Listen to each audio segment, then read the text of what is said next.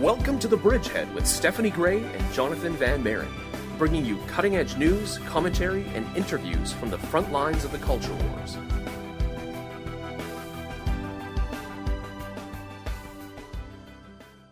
Hello everyone, and welcome back to the Bridgehead on AM 530 at 1:30 p.m. My name is Jonathon Van Maren, and I'll be your host for the next half an hour. Now, as over the past number of weeks we've gone through different human rights violations, I think it's about time that we take a look at something that's happening right now, something that most of you are probably aware of, and that's the persecution of Christians. Now, Christians have always been persecuted, but almost never so much as today in 2014. We have Christians being persecuted in Nigeria and other places in Africa. We have Christians being persecuted brutally in North Korea, even executed for owning Bibles.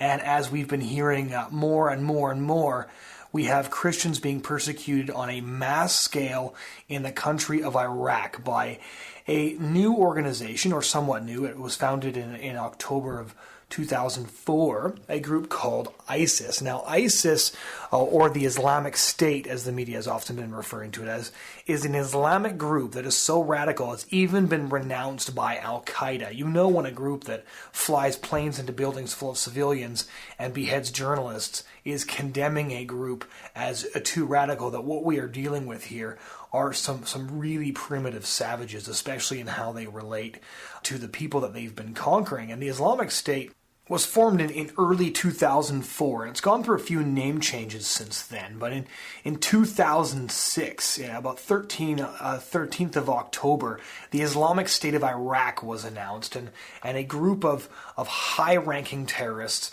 took this group over, and they had designs on the entire Middle East. They had designs to set up an Islamic caliphate, adhering to a really strict fundamentalist, a radical version of Islam. And what we've seen over the past several months is they've exploited the confusion and the terror after the Arab Spring and situations like that we've seen in Syria with the civil war between rebel forces and the forces of President Bashar al-Assad, and they've conquered an enormous amount of territory, considering the fact that they're just a terrorist group, but a terrorist group with an incredibly sophisticated military, and a military that's often stalked by even Western Muslims. There's Muslims from Canada and from Australia and from Britain who have gone to join these forces.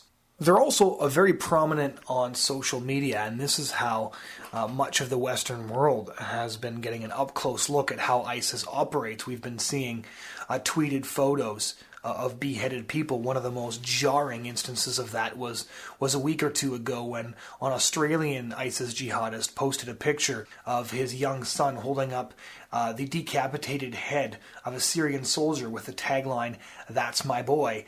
ISIS is known now for executing enormous amounts of prisoners. Any of you who have taken a look at any of the stuff on YouTube see that ISIS has been executing hundreds upon hundreds of soldiers, Iraqi soldiers, Syrian soldiers, anybody who opposes them. Once they're captured, they're being knelt down in front of rivers and shot. They're being shot on mountainsides. There are mass graves again in the Middle East being filled up with the executed soldiers who have dared to defy this terrorist group, ISIS. Many news organizations are now referring to ISIS as the most feared jihadist organization on the planet. It's now even more feared than its original parent group that has since repudiated it, Al-Qaeda, because since early June, ISIS conquered the northern Iraqi cities of Mosul and Tikrit, which is adding to territory it's already controlling in Syria, even as it fights the forces of Bashar al-Assad. And over the last few weeks, it seized large swaths of western and northern Iraq, this country having been left by American forces only several years ago. Now, this group calls itself a caliphate and is trying to implement its own extraordinarily harsh version of Islamic law called Sharia. Now, most of you probably will be familiar with what Sharia law is if you've been following these events at all. The Sharia law essentially relegates all non-Muslim members of the country to second-class citizen status, especially Christians and other minorities, which explains the extraordinarily harsh treatment that Christians and Yazidis and other minorities have suffered at the face of ISIS terrorists. And one of the things that we've seen is entire groups of Christians being ordered to either convert to Islam or die. In some cases, Christians are being threatened with the deaths of their families, or they will promptly be massacred unless the Christians agree to convert to Islam. As a result, tens of thousands of men and women and children are fleeing for their lives, attempting to escape this terrorist group. There are stories coming out of the Middle East of beheaded men, women, and children having their decapitated heads stuck on poles around the cities of Mosul and Tikrit. We're hearing about children being dismembered. We're hearing shocking and horrifying stories of women being raped in front of their families. In one case, a Christian man committing suicide in despair after seeing his wife and daughters get raped. We're hearing about women being kidnapped, both Christian women and women from minorities, and sold on an ISIS slave market or passed off to ISIS fighters as slaves. They're called wives, but in reality, they're functioning as sex slaves or comfort women for the ISIS terrorist forces. As a result of ISIS troop movements and this ISIS invasion, we have, according to some news sources, 1.2 million Iraqis who have already been displaced. And the guest that we've got coming up in just a few moments will tell us a bit more about this. But as many Christian leaders are pointing out, this is now nothing more than a genocide. The Islamic State has warned Christians in Mosul that if you do not convert or pay an enormous fine, there is nothing left to give you but the sword. Another Iraqi that I spoke to several weeks ago said that even though the Islamic State is telling them to convert or die, really, they don't have the choice to pay the fine, because even if they choose to convert, even if they choose to say the words of conversion, their family is still taken from them. So really, they either have to convert or flee or die. There are really no other options, and many of these Christians have become trapped, and there's an enormous number of them up north and near the border of Kurdistan. We heard on July 14th from the Human Rights Watch, and many of you may have seen the symbol on Facebook, the Arabic symbol for N painted on the doors of Christians' homes across Mosul, N standing for Nazarene, indicating that the occupants of that home were indeed Christian, marking them for persecution and death. This is, of course, reminiscent of the Jewish star that Jews were forced to wear during the Second World War. So just to talk to somebody who knows a bit more about the situation, earlier today I managed to get a hold of the Reverend Canon Andrew White. He's the vicar of St. George's Church in Baghdad, the only Anglican church in Iraq. And as he points out in our discussion, he's one of the only Westerners on the ground there who can really give an accurate account of what's happening. So we're going to be following up on this story over the next couple of weeks. But for the time being, I'd just like to share with you the words of the Reverend Andrew White, the vicar of Baghdad, and to hear what he has to say about what's going on in Iraq and what we can all do about it to help. So would you mind just giving us an overview of how things look on the ground in Iraq right now? Well, you can either say that they are terrible, or really, really terrible, or awful. Right. Most of the Christians have been made to flee to the north. They have had to leave their homes in Mosul and Nineveh, which has been their traditional living place for years. And now they're living as refugees in camps along the Kurdish borders. And they've got very little resources. We are having to provide them everything. My colleague today is just going around seeing how many disabled people need wheelchairs bought for them. Right.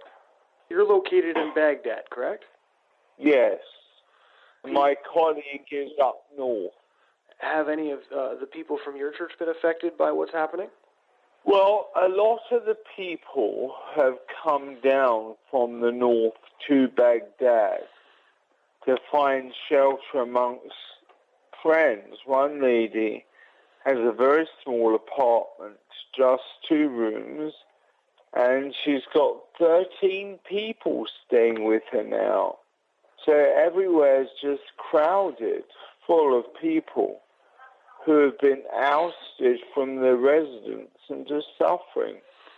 What kind of things have they been telling you? Well, there's one man, and he was disabled and had hidden his children in his house in Kirkush. And ISIS came in one day and said, "You're a Christian. You either convert or we chop off the heads of all your children." So he was forced to say the words of conversion, and they spared his children. But they said if he came back and they saw that he had been doing any Christian things, they would kill them all. And he phoned me and said, "Abuna, Abuna, Father, Father, how could I do this? Will Jesus not love me anymore because I've done this?" And I said to him, "No. Whoever was in this situation would have done the same to save their children. And you will not lose them, and you will not lose your faith, and you are still a Christian." Right. We've been hearing a lot of media reports out here in the West of things that are so savage they seem almost bizarre, of Christians being beheaded and their heads put on sticks and things like this. Is any of this exaggeration, or is this actually what's happening in Iraq? Oh, it's just been terrible.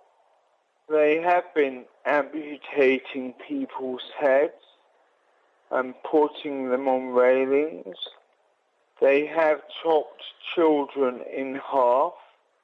You know, I write some of these things on my blogs, and nobody believes it. They say you must be making it up. There's no evidence of this. This isn't in this paper or that paper. Here we are living with it, and people can't accept it. There is no other Western person here in central Iraq. Not one. I'm the only one. And but they can't believe it. And there's no Western.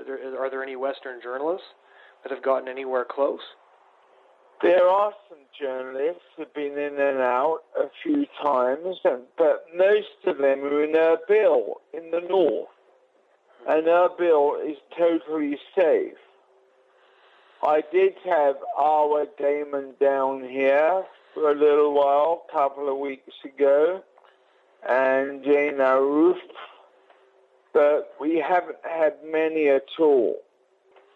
And the poor staff at the embassies, they are never allowed out. In the American embassy, they're not even allowed to put 1 foot outside the embassy into the green zone. I'm chaplain to the U.S. Embassy as well. Is it as dangerous now? The American airstrikes have just started. Have things gotten any safer since ISIS took Mosul, or are things just as bad as they were a couple of weeks ago? There is no evidence of things being safer. They may be. We hope that ISIS have been prevented from moving into Kurdistan and moving into Baghdad, but we don't really know. So you're prepared for the eventuality that ISIS could actually reach Baghdad? They could. I'd be quite surprised if that would happen, because the airstrikes have been preventing serious movement. And the other fact is that when ISIS are on the move en masse, it is known that they are moving. They are known. So they have been followed. So where are all the Christians going? You say some of them are coming to Baghdad to stay with friends. Some of them are in refugee camps along the border of Kurdistan. I know countries like France. Most of them are in the north. The vast majority are in the north. In the north. We've just had 50 or 60 come to Baghdad, but most of them have headed north. countries like France have offered asylum, but is that a real offer, or is there no way for the Christians to reach these places? Well, France have offered asylum, but I don't know anybody who's got it. These people are all on the border with no refugee status or invitation to any other place for real. You hear this in theory, but in practice, do you see it? Right.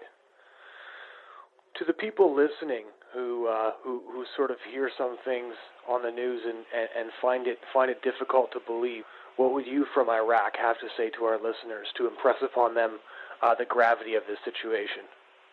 Well, it's very difficult. You can just say how painful it is that those who you've shared the story with cannot believe it because it seems too awful.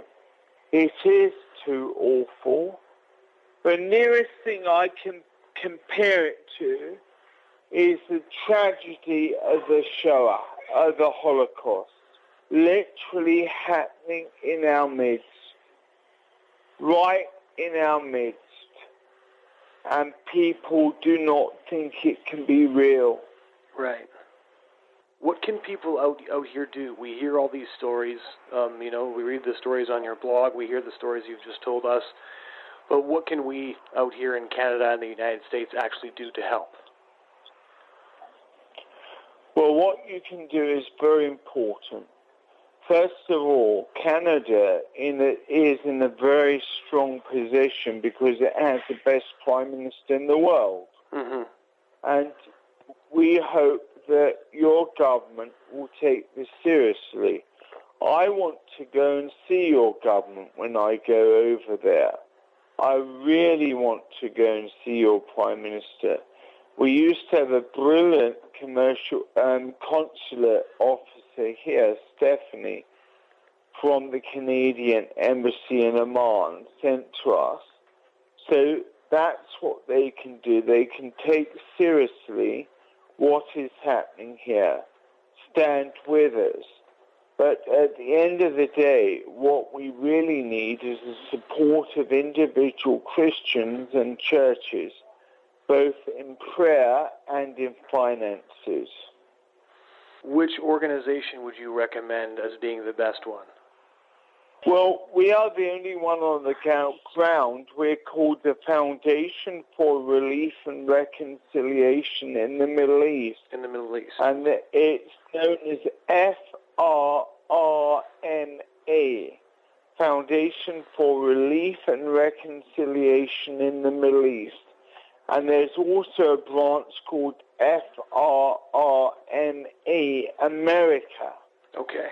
Both of those organizations provide us with the support to meet the needs of people on the ground.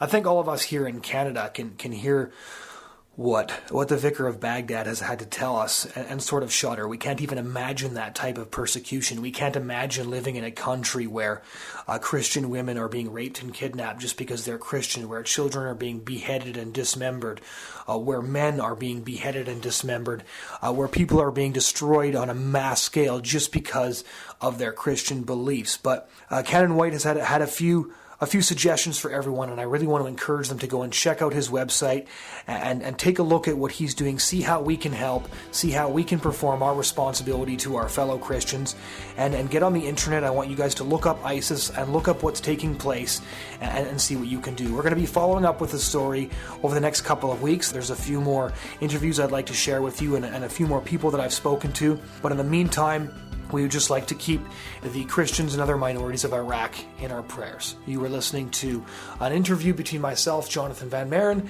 and the Vicar of Baghdad, Andrew White. Thanks so much for listening, and have a great weekend.